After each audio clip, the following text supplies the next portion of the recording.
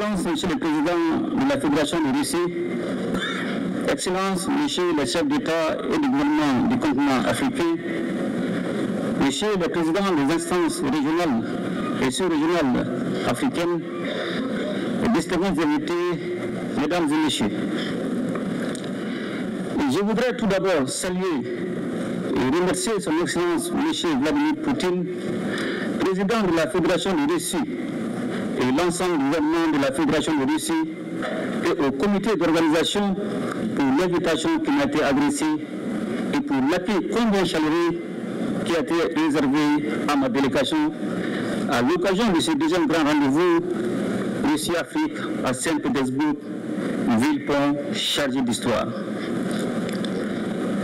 Excellence, Monsieur le Président, distingués invités, la tenue du sommet de Saint-Pétersbourg, moins de 4 ans après celui de Sochi en 2019, témoigne une fois de plus de la qualité du partenariat stratégique entre la Russie et l'Afrique.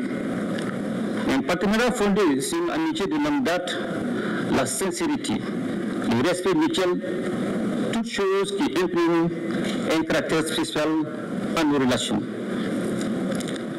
Le Mali n'accepte pas de continuité géographique, encore moins de langue en commun avec la Russie. Cependant, nos deux pays entretiennent de solides relations d'amitié et de coopération depuis 1960, date de l'accession de notre pays à l'indépendance. En dépit des bouleversements intervenus, nos relations se sont densifiées et diversifiées avec des succès et des réalisations dans les domaines stratégiques comme les infrastructures, l'agriculture, la santé, l'enseignement supérieur et la recherche scientifique, la géologie et les mines, ainsi que la défense et la sécurité. Malgré la situation géopolitique et la conjoncture mondiale, il est évident, et cela est bien un constat, que le peuple malien est fortement mobilisé aux côtés des autorités de la transition, dont l'objectif est de construire et de consolider dans la durée un partenariat stratégique gagnant-gagnant entre le Mali et la Fédération de Russie pour le bonheur de nos deux peuples. Un tel partenariat est d'autant plus indispensable que la Russie a su prouver dans le moment difficile son statut de partenaire traditionnel du Mali, tant par sa fiabilité que par son dynamisme dans l'accompagnement de notre pays pour relever les défis cruciaux du moment tout en respectant notre souveraineté.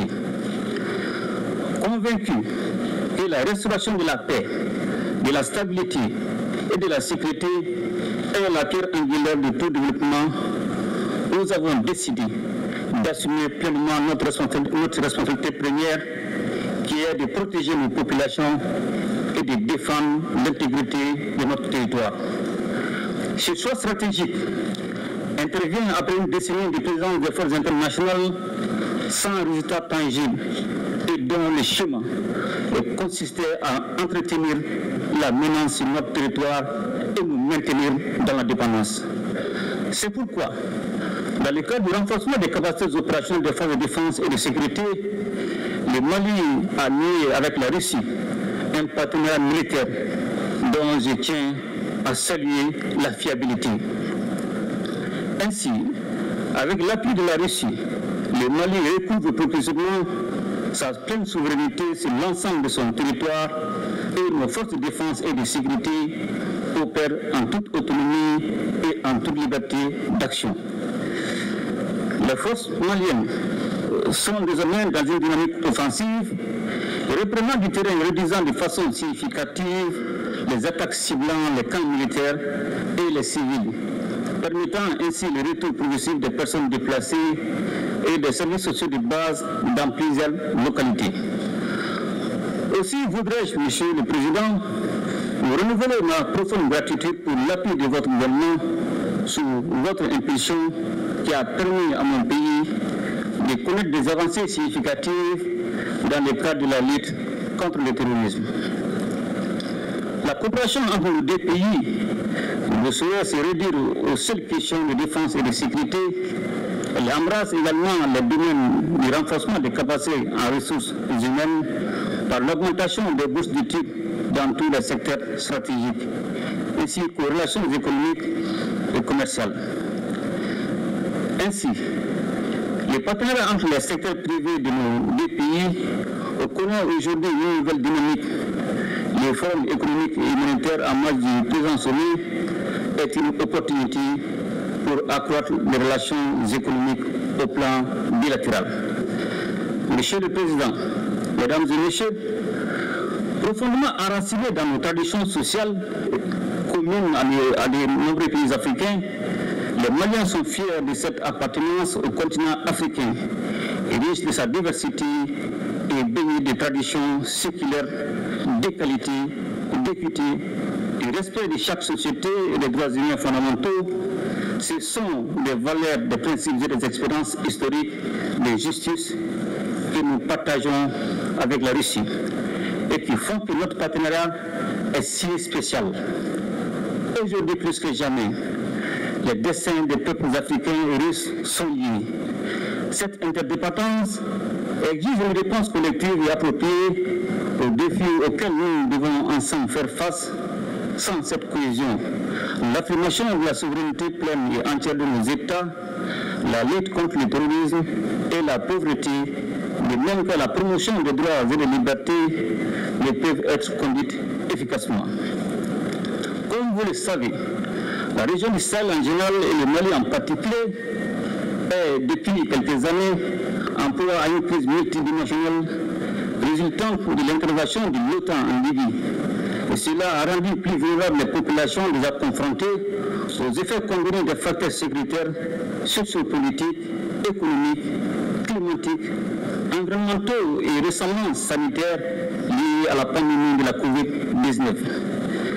Je voudrais également saisir cette occasion pour remercier tous nos amis et partenaires qui continuent d'exprimer leur solidarité et leur soutien au pays du Sahel en vue de renforcer la résilience de nos populations face à l'insécurité alimentaire et nutritionnelle cyclique.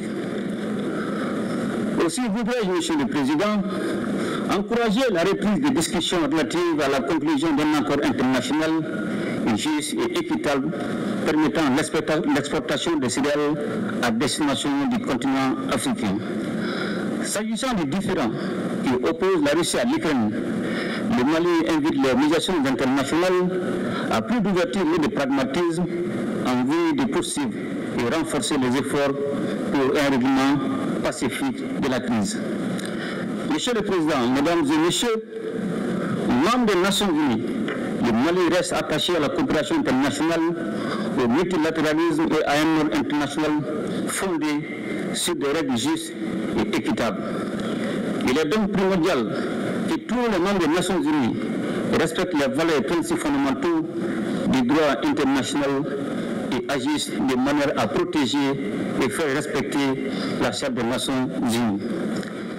C'est la raison pour laquelle le Mali soutient l'initiative de la Russie, appelant à un nouveau consensus pour défendre les buts et principes de la Charte.